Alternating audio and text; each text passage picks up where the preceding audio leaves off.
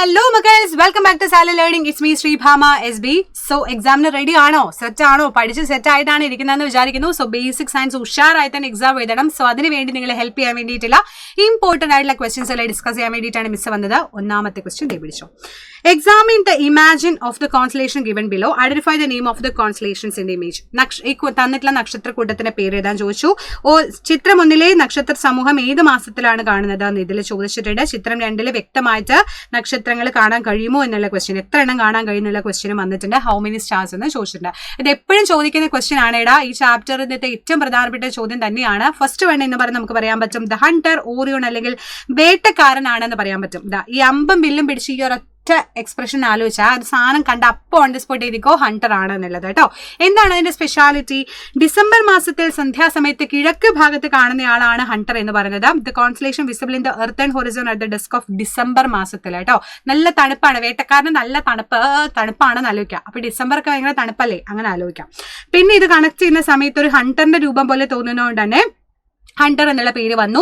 ഗ്രീക്കുകാർ ഇതിനെ ഓറിയോൺ എന്നുള്ള പേരും വിളിച്ചിട്ടുണ്ട് കേട്ടോ. അപ്പൊ അതെന്ത് ചെയ്യുക, സെറ്റ് ആയിട്ട് പഠിച്ചു വെക്കുക. മറ്റേതെന്ന് പറയുന്ന ഒരു സ്പൂണിന്റെ ആകൃതിയിൽ കാണുന്ന ആള് പോലെ ഉണ്ട് അല്ലെ, അതുകൊണ്ട് അതിനെ ബിഗ് ഡിപ്പർ എന്നുള്ള ഒരു പേരും അറിയപ്പെടുന്നുണ്ട്. അതേപോലെ ഇത് ദൂരദർശിനിയുടെ സഹായം ഇല്ലാതെ, ടെലസ്കോപ്പ് ഒന്നും ഇല്ലാണ്ട് ഡയറക്റ്റ് നമുക്ക് കാണാൻ പറ്റുന്ന സാധനമാണ്. സോ അതിന്റെ സഹായമില്ലാതെ ഏപ്രിൽ മാസത്തില് വടക്ക് ഭാഗത്ത് കാണുന്നയാളാണ് ആരെന്ന് പറയുന്നത് ഈ നക്ഷത്രക്കൂട്ടം. 7 നക്ഷത്രങ്ങളെ 7 എണ്ണാണ് ഉള്ളത്. സപ്തം എന്ന് പറയുമ്പോൾ 7 എന്ന് ആലോചിക്കാം കേട്ടോ. സപ്തം 7 ആണ്. പഠിച്ചു വെക്കുക. സോ എന്താ പറയാൻ പറ്റുക, സിമ്പിൾ ആയിട്ട് വേണമെങ്കിൽ പഠിക്കാൻ പറ്റുന്നത് ഏപ്രിൽ മാസം വന്നാൽ നിങ്ങളങ്ങ് വടക്ക് നോക്കിയ വടക്ക് ഭാഗത്തുകാരുണ്ട്, സപ്തർഷിസ് ഉണ്ടല്ലോ, അത് 7 പഠിച്ച് വെച്ചോ, മറന്നു പോണ്ട, എക്സാമിന് ചോദിക്കും. ഇതിനെ തന്നെ ബിഗ് ഡിപ്പർ എന്ന പേരും ഉണ്ടല്ലോ. എന്ത് സെറ്റായിട്ടാണ് പഠിക്കാൻ പറ്റുന്നേ. സോ ഇത് ഇമ്പോർട്ടന്റ് ആണ്, പഠിച്ചു വെക്കുക. Northern Horizon clearly visible during the month of April.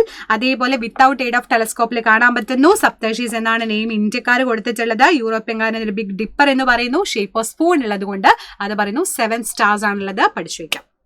അടുത്തത് the leaf of plants around the arranged in the different pattern and the arrangement of leaves of the hibiscus, tulsi, blackboard tree ഒക്കെ ഇവിടെ തന്നിട്ടുണ്ട്. അപ്പോ കോളാമ്പി, സൂര്യകാന്തി, പേര, അരളി, മാവ് തന്നിട്ടുണ്ട്. അപ്പൊ ഇലകളുടെ സ്ഥിരാവിന്യാസത്തിനനുസരിച്ച് ഇതിനെ തരംതിരിക്കാൻ വേണ്ടി ചോദിച്ചിട്ടുണ്ട് കേട്ടോ.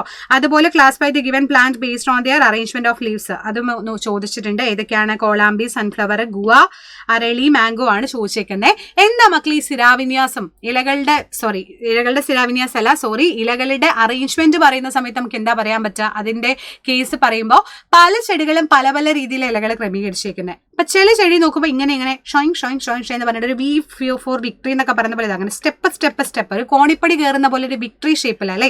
ചില തുളസിയിൽ നോക്കുമ്പോൾ അങ്ങനെ ഷോയിങ് ഇങ്ങനെ നിൽക്കുന്ന നമുക്ക് കാണാൻ പറ്റും. ഇങ്ങനെ ഒരു എന്താ പറയാ, ഇങ്ങനെ നിൽക്കുന്ന പോലെ അല്ലേ. അത് തുളസിയുടെ കേസിലാണ്. ഇനിയിപ്പോ ഏഴിലമ്പാലയൊക്കെ ആണെന്നുണ്ടെങ്കിൽ റൗണ്ട് ആയിട്ടാണ് ഇതാകണ്ടോ ഇലകൾ ഇങ്ങനെ ക്രമീകരിച്ചിട്ടുള്ളത്, റൗണ്ട് ഷേപ്പിലാണെന്ന് പറയാൻ പറ്റും. അപ്പൊ ഇതുപോലെയുള്ളത് ഏതൊക്കെയാണ് എന്നുള്ള രീതിയിൽ ഇത് എന്തായാലും എക്സാമിന് ചോദിക്കുന്ന ഒരു ക്വസ്റ്റ്യൻ ആണ്. പഠിച്ചു വെക്കുക കേട്ടോ. ചെമ്പരത്തി പോലെയുള്ള ഇലകളുടെ അറേഞ്ച്മെന്റ് ഉള്ളതാണ് മാംഗോ ട്രീ, സപ്പോട്ട, സൺഫ്ലവർ, കോക്കനട്ട് എന്ന് പറയുന്നത്. ഇനി കോളാമ്പി, ശതാവരി, എറുക്ക്, അരളി ഒക്കെ ആണെന്നുണ്ടെങ്കിൽ ഏഴിലമ്പാലയുടെ പോലെ കാണിക്കുന്നതാണ്. അപ്പൊ അത് കണ്ടോ അറേഞ്ച് ചെയ്തേക്കുന്ന ഒരു സെറ്റിൽ 4 ഇലകൾ ഇങ്ങനെ അറേഞ്ച് ചെയ്ത പോലെ. ഇനിയിപ്പോ തുളസിയുടെ കേസിലാണെന്നുണ്ടെങ്കിൽ തെച്ചി, ഗുവ, റോസ്, പുതിനയൊക്കെ എന്താണ് തുളസിയുടെ പോലെയാണ്. ഇങ്ങനെ ഷോയിങ് ഇതുപോലെ കറക്റ്റ് ഒന്നിന്ന് തന്നെ ഇങ്ങനെ 2 എണ്ണം വരുന്ന പോലെയാണ് സെറ്റ് ചെയ്തിട്ടുള്ളത്. പഠിച്ചു വെക്കാം, ഇമ്പോർട്ടന്റ് ആണ്. പിന്നെ ചോദിച്ചത് is there any necessary for plant to have different leaf arrangement? സസ്യങ്ങളുടെ ഇലകൾ വ്യത്യസ്തമായ രീതിയിൽ ക്രമീകരിക്കേണ്ട ആവശ്യകതയുണ്ടോ എന്നാണ് ചോദിച്ചേക്കുന്നത്. Of course ആവശ്യകതയുണ്ട്. എന്തിനു വേണ്ടിയിട്ടാണ്?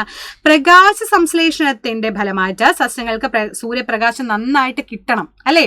പ്രകാശ സംശ്ലേഷണം പറയുമ്പോൾ അവർ ഫുഡ് ഉണ്ടാക്കുന്ന പ്രോസസ്സ് അവർക്കത് കറക്റ്റ് കിട്ടണം എന്നുണ്ടെങ്കിൽ എന്ത് ചെയ്യണം?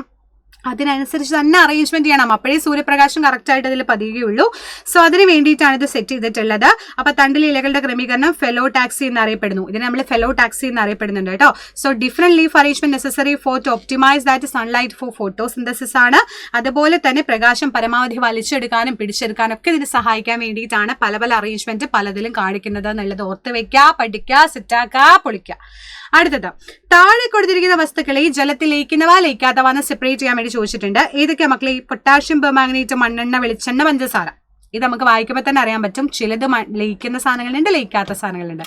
പഞ്ചസാര, ഉപ്പ്, പൊട്ടാഷ്യം പെർമാഗ്നേറ്റ് ഒക്കെ ഇട്ട് കഴിഞ്ഞാൽ എന്താ ഗൈസ്, നന്നായിട്ട് ഇളക്കിയാൽ ലയിച്ചു പോകുന്ന സാധനങ്ങളാണ്. ഇൻസൊലബിൾ ആണ് സാൻഡ്, കെറോസിൻ, മല്ലിപ്പൊടി, കോക്കനട്ട്. ഇത് മാത്രമല്ല, കോക്കനട്ട് ഓയിൽ മാത്രമല്ല, നിങ്ങൾക്ക് ഏത് വേണേലും എഴുതി വെക്കാം, ഏത് വേണേലും ചോദിക്കും ചെയ്യാം, അത് വേറെ കാര്യം. സോ അതിനനുസരിച്ച് എന്ത് ചെയ്യുക, പഠിച്ചു വെക്കുക, സെറ്റാക്കാം. അടുത്തത്, വിത്ത് വിതരണത്തിൽ തന്നിട്ടുള്ള ഈ സാധനങ്ങൾ ഫില്ല് ചെയ്യാൻ വേണ്ടി ചോദിച്ചിട്ടുണ്ട്. കാറ്റ് വഴി അപ്പൂപ്പന്താടി ഉണ്ട്, പിന്നെ വേറെ ഏതാ, പിന്നെ മാങ്ങ ഞാവലൊക്കെ എങ്ങനെയാ മക്കൾ, ഈ ജന്തുക്കൾ ആനിമൽസ് വഴി അല്ലേ, പ്രത്യേകിച്ച് അണ്ണാരക്കണ്ണൻ പോലെയുള്ള സാധനങ്ങളൊക്കെ ബേർഡ്സ് ഒക്കെ നിങ്ങൾ കണ്ടിട്ടില്ലേ. പിന്നെ വെള്ളത്തിൽ കൂടെ തേങ്ങ പോകുന്നുണ്ട്, കാറ്റിൽ പോകുന്നതാണ് മഹാഗണി, പൊട്ടിത്തെറിച്ച് പോകുന്നതാണ് കാശിത്തുമ്പിയും പഞ്ഞിയൊക്കെ എന്താണ് പൊട്ടിത്തെറിയോട് കൂടിയിട്ട് പോകുന്നവരാണ്. സോ അഡാപ്റ്റേഷൻസ് പല രീതിയിലാണ്. വിൻഡ് വഴിയുണ്ട്, ആനിമൽസ് വഴിയുണ്ട്, വാട്ടർ വഴിയുണ്ട്, ബേസ്റ്റിംഗ് സംഭവിക്കാം. ഇതൊക്കെ എന്തിനു വേണ്ടിയിട്ടാ, ഈ സീഡ് ഒരു ഭാഗത്ത് നിന്ന് മറ്റൊരു ഭാഗത്തോട്ട് എത്താൻ വേണ്ടിയിട്ടാ അല്ലെ. ഇപ്പൊ പൊട്ടിത്തെറിച്ച് കഴിഞ്ഞാൽ ഇവിടുന്ന് പുറത്തെ ഭാഗത്തേക്ക് ഫുൾ അങ്ങോട്ട് പോയി കഴിഞ്ഞാൽ അവിടെ പോയിട്ട് ആ സീഡ് വീടും, അപ്പൊ അവിടെ വളരാൻ സഹായിക്കും. അങ്ങനെയൊക്കെ ചെയ്യാൻ വേണ്ടിയിട്ടാണ് എന്തുണ്ടത്, ഇതേപോലെയുള്ളത്. സോ പാപ്പസ്, അതുപോലെ തന്നെ ഇതൊക്കെ വിൻഡ് വഴിയാണ് പോകുന്നത്. സോ വിത്തിന് ഭാരക്കുറവ് അല്ലെ. ലൈറ്റ് സീഡ്, ചെറിയ സീഡ് ആകുമ്പോഴല്ലേ കാറ്റത്ത് അങ്ങനെ പറന്നു പോവാ അല്ലെ. അതേപോലെ ഹെയർ ലൈക്ക് പാർട്സ് അതിനുണ്ടായിരിക്കും. പിന്നെ കാശിത്തുമ്പി ആണെങ്കിൽ ബേസ്റ്റിംഗ് വഴിയാണ്, പൊട്ടിത്തെറിച്ചിട്ടാണ് അകലത്തോട്ട് പോകുന്നത്. So wind, water, birds, animals, bursting, ഇങ്ങനെ പല രീതിയിൽ സീഡ് ഡിസ്പേഴ്സൽ ചെയ്യാനുള്ള കാരണങ്ങളുണ്ട്. അതിന് ഓരോന്നിനും കാരണങ്ങളുണ്ട്. ഇപ്പൊ വിൻഡ് എന്തുകൊണ്ടാണ് ചോദിച്ചാൽ ലൈറ്റ് വെയിറ്റ് സാധനങ്ങളാണ് പോകുന്നത്, ലൈറ്റ് വെയിറ്റ് ഇല്ലാത്ത സാധനങ്ങളാണ് പോകുന്നതെങ്കിൽ. വാട്ടർ വഴിയാണെന്നുണ്ടെങ്കിൽ ഫ്ലോട്ട് ചെയ്യുന്ന സാധനങ്ങൾ, തേങ്ങയൊക്കെ വെള്ളത്തിൽ പൊന്തി കിടക്കല്ലട ചെയ്യുക, അങ്ങനെ നമുക്ക് ചെയ്യാൻ പറ്റും. ബേർഡ്സ് വഴിയാണെങ്കിൽ ഫ്ലഷി ഫ്രൂട്ട്സ്, അവർ കഴിക്കുന്ന സാധനം അല്ലേ, ഞാൻ കഴിച്ചിട്ട് എന്ത് ചെയ്യും, അതാണ് അവിടെ ഇടുന്നത്. പിന്നെ ബേസ്റ്റിംഗ് ആണെന്നുണ്ടെങ്കിൽ ഈ പറഞ്ഞ പോലെ കറക്റ്റ് ആയിട്ട് അതിന് പുറത്തേക്ക് പൊട്ടിത്തെറിക്കാനുള്ള ചാൻസുകളും കാര്യങ്ങളൊക്കെ ഉണ്ടെന്നുണ്ടെങ്കിൽ, അകലേക്ക് തെറിച്ചു വരാനുള്ള ഓപ്ഷൻ ഒക്കെ ഉണ്ടെന്നുണ്ടെങ്കിൽ, അങ്ങനെ ആ രീതിയിലാണ് സീഡ് ഡിസ്പേഴ്സൽ സംഭവിക്കുന്നത്. പഠിച്ചു വെക്കുക, ഇമ്പോർട്ടൻ്റ് ആണ്. ഇത് വളരെ പ്രധാനപ്പെട്ട ക്വസ്റ്റ്യൻ ആണ്. ഇതിലുള്ള സ്റ്റൗകൾ ഏതൊക്കെയാണ് ചോദിച്ചിട്ടുണ്ട്. വിറകടുപ്പ് നന്നായി കത്തുന്നതിന് എന്തൊക്കെ ശ്രദ്ധിക്കണം എന്ന് ചോദിച്ചിട്ടുണ്ട്. കത്തുന്നതിന് വായു ആവശ്യമാണെന്ന് തെളിയിക്കാനുള്ള ഒരു പരീക്ഷണം രൂപകൽപ്പന ചെയ്യാനും ചോദിച്ചിട്ടുണ്ട്. Design and experiment prove air is necessary. എടാ മക്കളെ നോക്കിയിട്ട് പറയടാ, ഇത് ഏതാണ്, നമുക്ക് പറയാൻ പറ്റും വിറകടുപ്പാണ് അല്ലെ. ഇത് ഗ്യാസ് സ്റ്റവ് ആണ്, ഇത് മണ്ണെണ്ണ സ്റ്റവ് ആണെന്ന് പറയാൻ പറ്റും. ഇത് വളരെ പ്രധാനപ്പെട്ട കാര്യമാണ്, പഠിച്ചു വെക്കുക. അപ്പോൾ നോപ്പർ ഹെർത്ത് ഉണ്ട്, കെറോസിൻ സ്റ്റവ് ഉണ്ട്, ഗ്യാസ് സ്റ്റവും മിസ്സോടെ വെച്ചിട്ടുണ്ട്. അതിൽ ഓരോന്നിലും ഓരോരോ ഫ്യൂവൽസ് ആണ് യൂസ് ചെയ്യുന്നത്. മണ്ണെണ്ണയിലാണെങ്കിൽ മണ്ണെണ്ണ, വിറകടുപ്പാണെങ്കിൽ വിറക്, ഗ്യാസിലാണെങ്കിൽ LPG പോലെയുള്ള നമ്മൾ യൂസ് ചെയ്യുന്ന ഗ്യാസുകൾ അല്ലെ. പിന്നെ നമ്മളോട് ചോദിച്ചത് air is necessary four combustion. ഒരു സാധനം കത്തണം എന്നുണ്ടെങ്കിൽ അവിടെ വായു വേണമെന്ന് തെളിയിക്കണം എന്നുണ്ടെങ്കിൽ എന്താ ചെയ്യണ്ടേ, 2 മെഴുകുതിരിയുടെ ആവശ്യമില്ലടാ. ഒരു മെഴുകുതിരി നന്നായിട്ട് കത്തിച്ച് വെക്കാം, മറ്റേത് എന്ത് ചെയ്യുക, ജസ്റ്റ് ഒരു ഗ്ലാസ് അതിൻ്റെ മുകളിൽ കമത്തി വെക്കാം.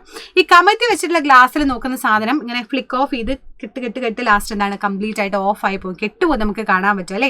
അത് എന്തുകൊണ്ടാണ് ചോദിച്ചാൽ ഇവിടെ നല്ല രീതിയിൽ അവർക്ക് വായു കിട്ടുന്നുണ്ട്. പ്രത്യേകിച്ച് പറയുകയാണെങ്കിൽ ഓക്സിജൻ കിട്ടുന്നുണ്ട്.